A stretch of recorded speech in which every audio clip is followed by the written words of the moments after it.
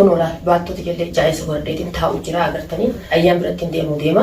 ayyaan dhaqee bakka isin jirtu sanii fudhachuudhaaf yookaan hayyamtaate inshaallah ayyaan hedduu rakkattee jirti hin agarre akka kanaan dhiirti oromoodha ilmoo sitti jaartii sitti hin kaatu ilmoo tana guddina keessaa inni kun ilmoon waan ilmoo isaa taate fuula ilmoo isaa duraan dhaabbatu hin qabu fuula ilmaan oromoo duraan dhaabbatu hin qabu fuula isii duraan dhaabbatu hin qabu fuuluma nama duraan dhaabbatu rabbii durallee dhaabbatu hin qabu inni haqa ayyaan rabbiin kaan inni irraa hafaltu anarra dhalaan qaba dhalaan dhalee qaba anis dhalaadha wajjinis dhaladheetiin jira dhala tamam bakka isin jirtu san dhaqee anirran jiru kana mara jiru rabbii haaliqa fuudhee isiisan ibira fidee hanga isin dhaltu akkatti ulmaa mana kiyyatti teessisee assalaamu alaykum warahmatullahi wabarakatuh daawwattootaa fi hordoftoota niyaan HD isiniin jechaa arraga addaanillee babbanne torree olillee bahutti hin jiru akka duraanitti isinillee na yaaddanillee isa yaadee hordoftoota kiyya kan bahaa kan dhiyaa hundi keessanuu kan biyyaalaa hundi nagaa qabdanii asumaan isiniin jechaa silaa har'aan tana ol bahullee ottuu fedheetii miti viidiyoolee wallaahi maruu fedheetii miti jaaladheetii miti wanni takka immoo dirqamaanis obsiteetillee obsitee dirqamaas ol baasa dirqamumaan ol baase jechuudha jarra wanni irra ol baase maali wanni irra ol baase dubartiin oromoodha nuti baqattoota biyya teenya gallakkannee biyya namaa keessa jira nama akkuma beekamu isinillee biyya namaa kana keessatti mushabbaliyya wajjin dhala ta'uu hin ta'in namoota ilmaan oromoodha nu obboleeyyan ittiin beeka daawwattoota kiyya akkasumatti gaa rakkoon isiidha rakkootii ittiin beeka mijiyyoo san isinillee ni beektan jeetii yaada'anii ayyaan hedduu rakkattee jirti ilmi namaa laakiin ilaa hanga kanatti nama godhu hedduu ulfaatti illaan namni kun silaa rabbumaatu aduu nuu baasee nu ibsa malee silaa ilma namaa taate illaan nuttu dukkaneessa laakiin har'aan tana namallee akka fanallee yoo nama godhan intal dhalaa takka yoo akka fanallee godhan arra isii sana akka godhuun hedduu ulfaatti jaarsasii laakiin kanata guddaa seenee mijiyyoo karaa qabdu taarkan rabbii jirtu ta guyyaa rabbii eeggattu wallaahi wabillaahi an dhugaa dubbachuudhaaf mijiyyoo san viidiyoo isii daawwadhee garaan kun hundi na rukkubee garaan kun na lalatee obsuu dadhabee itiin booyee wallaahi dachiin naan garagaltee tamam ittillee bilbilee wajjinillee haasawee ammallee kunoo isii biratti hin deema bakka isiin jirtu sanitti arra abbaan manarraa gad darbee viidiyoo siisan arkulleen ooltan inni agartan jeetii yaadaa viidiyoo martee gallakkifte nam takka hin qabdu miskiin arraan tana na'am nuti wal bira dhaabbachuudhaaf wal gargaaruudhaaf duyda bal'aadha waliif qabna arra isiin gargaaraa jeetin akka nam takkatti akka Aayishatti achi bahee qomadaa addee hanga dindeetitti jetti inshaallah ta'ala rabbina cina haa jiraatu isin akkasuma gaaraan tana manarraa isii baasee abbaan manaa ala jirti jechuudha waqtii kana keessatti nu dhalaan dubartiin hundinuu garaas godhanne dhallees ni beeyna waqtii amma jirtu kanatti bakka itti hafuura baafatu bakka gachiiftu bakka teessu bakka hafuuratti baafatu jirti malee bakka ala dhaabbattee kan ta'an hunda bakka gidaara hunda jira dhaabbattu mana siitirraa gabbaatee afata siitirraa siree siitirraa mana sii keessaa gabbaate bakka itti hafuura baafattu feeti ala jirti jechuudha manarraa gabbaasee qabeenya sii hundatti qollofatee sababni maal kiraa manaati jechuudha. Kiraa manaa dhugaadha namuu mana kireeffannee galle biyya namaa keessa ijaarrannee mana hin qabnu anillee kireeffannee namoota akkuma beekamu ilmaan oromoo kan biyya irra faca'ee jiru guutuun keenya kireeffannee galle ammoo biyya teenya jiraannee lafa teenya lama haadhaa fi abbaa keenyaa irra jiraannee mana ijaarrannee hin jirru jechuudha biyya namaa kana keessatti akka haadha hin qabnu abbaan qabnu obboleessa hin qabnu rabbii haaliqaa fi ilmaan oromoodhaa kan obboleeyyii wal godhannee wal tuskannee mataa walitti qabannee waliyyaa hojjirra.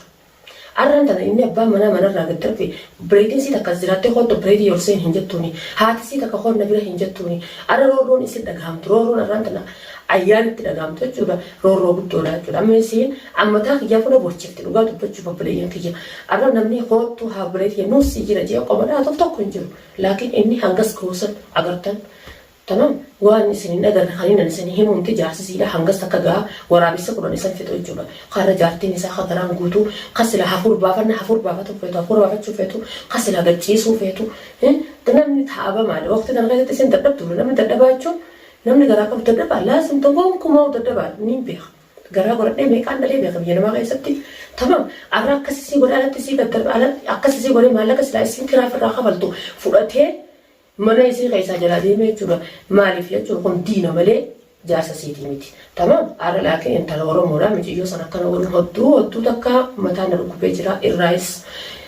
yaaddeetiin jira ammaan tana waan biraa takkaaf asirratti hin baane bakka isin jirtu san dhaqee anarra dhalaan qaba dhalaan dhalee qaba anis dhalaadha wajjinis dhaladheetiin jira dhala tamam bakka isin jirtu san dhaqee anirran jiru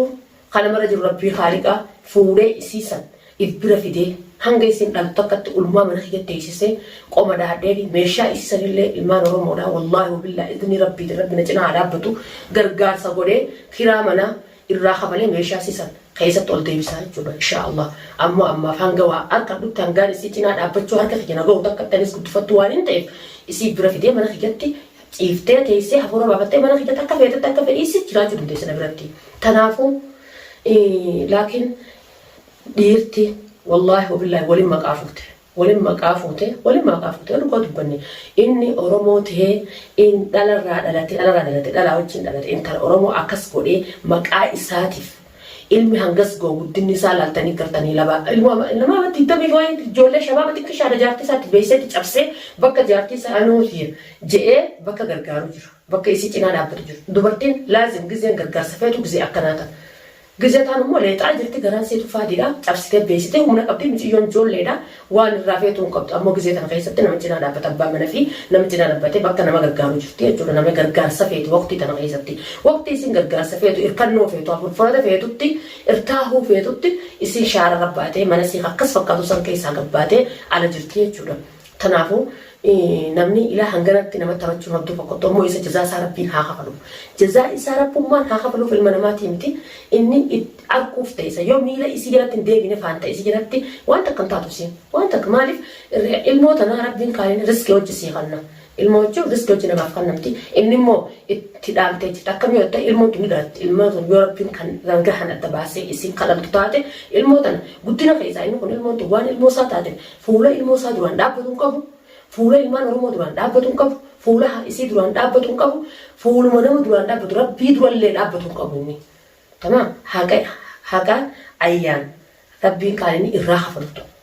kun fuula isaa bakka jirtu fuulli isaa badee jirti hordoftoota kiyya ani ilmaan oromoo keessatti nuti oromoon gara laafina qabna jaalala namaa qabna nuti gara laafina akkuma beekamu ilmaan oromoo guututti gara laafina qabna nuti gara jabeenya hin qabnu dila kanaawu laakiin immoo ilmaan oromoodha dhiira oromoodha taniin arge tajaartii isaatii fi ilmoo isaatii irratti illee laazim wareega lubbuu aarsaa lubbuu siidha hafaltee ilmoo isaatii illee jabeeffate jaartii isaatii illee jabeeffate mush darbuu mush akka qumaamaatti takka wanaamu guddaama takka ta'e si ilaaluu hin agarre akka kanaan dhiirti oromoodha ilmoo isiitti jaartii isiitirra hin kaatata ilmoo fi darbatu hin agarre takkaatiillee arkeetillee beeku dhageetillee beeku ilmoo fi ni jaalatti dhiirti oromoo hudduu ilmoo isiitillee jaalatti jaartii isiitillee jaalatti laakiin yoo diqaalaa taate malee diqaalaa hubee diqaalaa sanuu haadhaan namaa diqaalaa jaa malee haati abbaan beekti laakiin inni ilmoo isaa darbee fuula ilmoo isaa duraan dhaabbatullee hin qabu fuula jaartii isaa duraan illee dhaabbatu hin qabu kanaafuu mootan isin jiru ilmaan oromoodha fiidiyoo isaa illee arku jirtanii qilleensa gubbatti ni agartan jeetii yaada laalaa irra deebi'aa isiisanillee adda baafadhaa waan isin jiru kanallee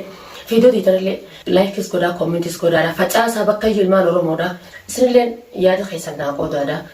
koomentii jalatti yaada naa katabaadha yoo nan dogongoree jiraadhallee gaa lammiitii ilmaan oromoo isin obboleeyyan kiyyaa Aishaa dogongoree jirtallee jettaniitillee naqabulleen dandeessanii akkuma anammallee ayyaan biratti deemuu deema daruuri ayyaan bira dhaqee ayyaan san bakka isin jirtu waan mana nama jiraatte waa gidaara arabaa jala jiraatte dhaqee ilaalee waan nama gaddisiisaati waan nama gaddisiisaati wanni akkanaatuni nuti biyya tana keessatti jaarsa keenya haadhaas godhannee abbaas godhannee obboleessaas godhannee waa meeqee koodagalee godhannee irratti obsinee jiraannaa jechuudha kanaafuu akka kan nama godhu taskaa arkee beeku tasmaa arkee hin beeku ani gonkumaa waan akkanaatti rabbiillee nan garsiisanii gurraalee nan dhageessisanii an dhalaadhaan qaba kanaafuu isi san dhaqee gargaaree muciyyoo san bakka san jalaa fudhadhee akka obboleetti tiyyatti duuda kiyya kana guddaa haayyadhee hammalladhee mana kiyya kana fidee mana kiyya mana isiiti manni mana dunyaati obboleeyyan kiyya burgo nama irraa galla tamam saniif intalti oromoodhaa obboleettiin tiyya jechuudha achitti rakkattee amana oowwaa keessa isaan narraa ta'a isaan narraa hofla kanaafuu isi san fidee mana kiyyatti hanga isiin dhaltu dhaltee ulmaa teessisee isii rabbiin keessaa baasa ni jijjiiramtiif ilmoo isiitiin rabbiin kaalinni ifatti isii baasu malchiisa Allahu aalam waan rabbi namaa qoode ilmi namaa beekuu hin danda'u waan ta'eef tamam inni san itti sheenee itti gadduuf ta'a waan kana hunda itti sheenee abata ta'uu teessi ammoo isa rabbi jazaa habaluufi inni wasa namaa miti inni maqaa oromootillee maqaa ilmaan oromootillee maqaa dhiira oromootillee balleessinni maqaa oromootillee maqaa ilmaan dhiira oromootillee nyaatee jira inni maaliif ho'itu taate inni san maali nama wallahi nama natti hin fakkaatu ashangulliitii na fakkaata qasaman billaa ashangulliitii na fakkaata maali namni xiqqishollee yaadan qabne sammuun isaa yoo sammuun isaa faaroo ni beektan horofa faaroo kabiyiteenya nuti horofa walii qabannee gaafa duraa dibicha irraa tolfachuu ture dibicha sana jechuudha inni tamam yoo horofa faaroo san hin ta'in yoo nama yaadu taate maaliif rabbiin kun namaaf loon maaliif gargar baase namni ni yaada ilmi namaa maaliif ol kaasee si oofe wayii re'ee wajjii wayiin citaareedha ni yaada akka ati yaaddu jechuudha wanni re'ee san irraa nu kaasee nama nu godhee nu oofeef ni yaada kun duuba re'ee san turre jira jechuudha tamam arra namni akkana nama godhee إسيدا نسلا دنديتي تكابعته meeshaa isin irra ciibtu sayla jalaa guurate lafatti si hambisuudhaaf yaalii qabaa jechuudha. Wanni inni yaade galman geenyeef inshaallah. Wallahi galman geenyeef. Takka naati gadaa wantoota fardatoota kiyya kunoo anileen ammaan tana ayyaan biratti hin deemu deema. Ayyaan dhaqee bakka isin jirtu sanii fudhachuudhaaf yookaan hayyamtaate inshaallah dhaqeetiin fida. Kunola baattoota jallee jaayisa godhadeetiin taa'u jira agartanii nin deema. Ijoolletti jallee gaa mataa xixiqqoo san ijoolletti ijoollee illee jirtu guddollee keessaan qabu ulaatti qollofadheetiin biraa deemu deema ayyaan fuudhuudhaaf tanaafuu du'aayinaafis godhaa isisaaniif illee du'aayinaa godhaadha isillee rabbi nagaan adda haa baasu. Cinaacha sitti lagaa lafa isii haa qabu gaqqabaa namaa ol qabaa rabbi jaani rabbiin cinaa haa dhaabbatu isiif illee du'aayinaa godha anaaf illee du'aayii godha rabbiin cinaa haa dhaabbatu. Tanaafuu daawwattoota fardatoota kiyya hanga viidiyoo biraatiin walitti deebinutti. Assalamu alaikum warahmatullahi wabarakatuh. Isiniin jaa obboleeyyan kiyya qaqqaalii fi gaarii nama.